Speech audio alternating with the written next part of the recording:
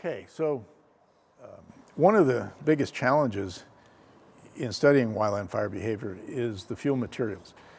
Nature has a almost infinitely complex arrangement of fuels: grasses, shrubs, trees, sticks, litter, bare ground, all of that intermixed in infinite number of combinations. And so that's been a challenge for wildland fire for most of the science, is to how to have repeatable and controllable fuel materials.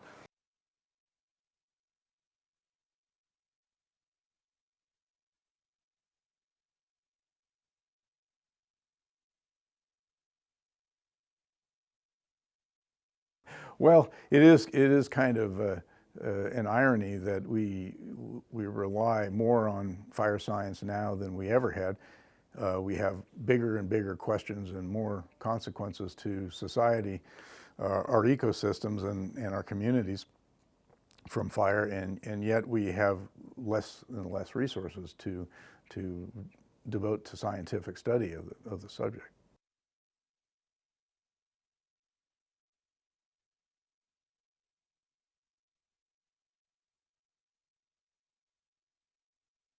So an idea that we came up with here at the lab in order to help us study the processes involved is to create our own fuels, design and to create our own fuels out of cardboard.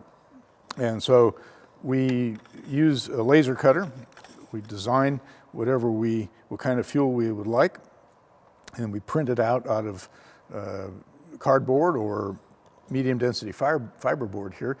And we have a wide variety of different fuel particle sizes and densities and depths and any of the characteristics. And then we can populate fuel beds with it at any density. But what you can see is an arrangement of these cardboard tines in rows that give us precise control over the density.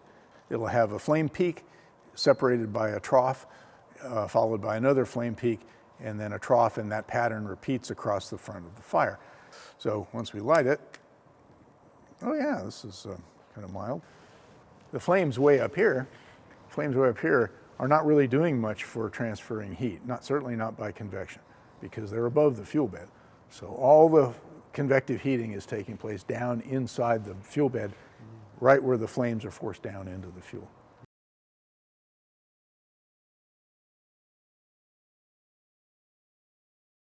Very easy to study as far as spreading fires go, and we've done many of these, hundreds in fact, on this little bed.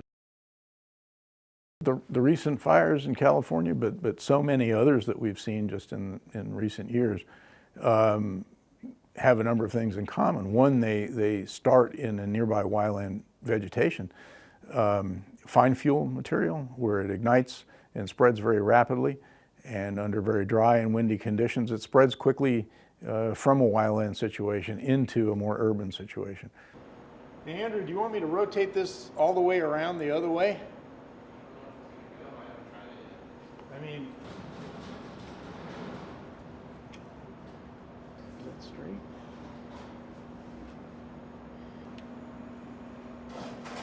And right now, that's flowing in exactly the direction that the wind is blowing down this tunnel.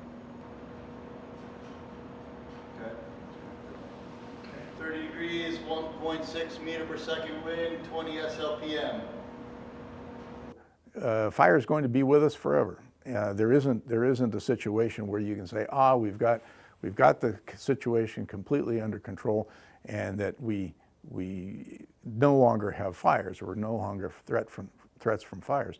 The tail end of the distribution, the extremes of weather, the extremes of fuel conditions, are going to be present. What we can hope to do is diminish those to a point where they're much less likely, so that there's far less risk to the things that we care about on the landscape and in communities.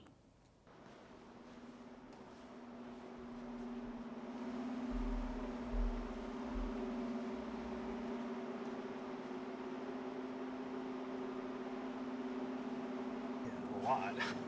Hundreds. Are we ready?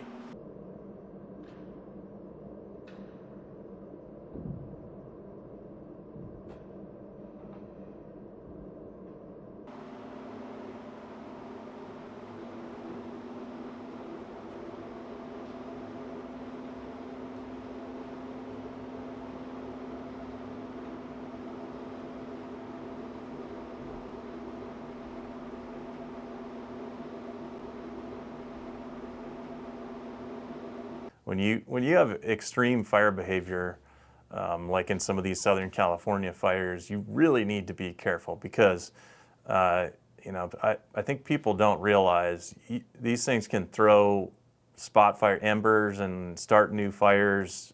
I mean, it's common that we see it in wildland fire at a half a mile away from the fire. That's common. And out to a mile is not uncommon at all. It happens.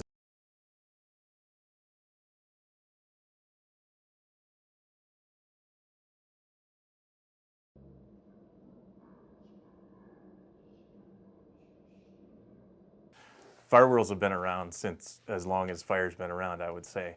But up until just when everyone was carrying a phone around in their pocket now, you know, a camera in their pocket, they weren't as well known, at least the large scale fire tornadoes. And really, the largest ones are a full-on tornado. And up until, you know, 10, 15, 20 years ago, firefighters really weren't very aware of that. Those large tornado scale events could even happen.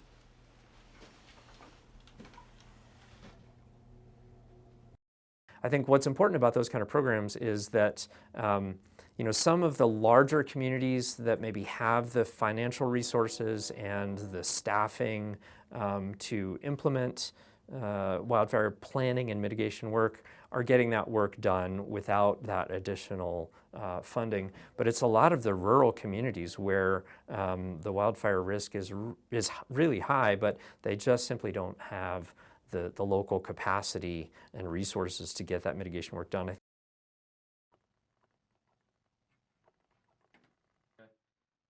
So yeah, if I go to explore, and then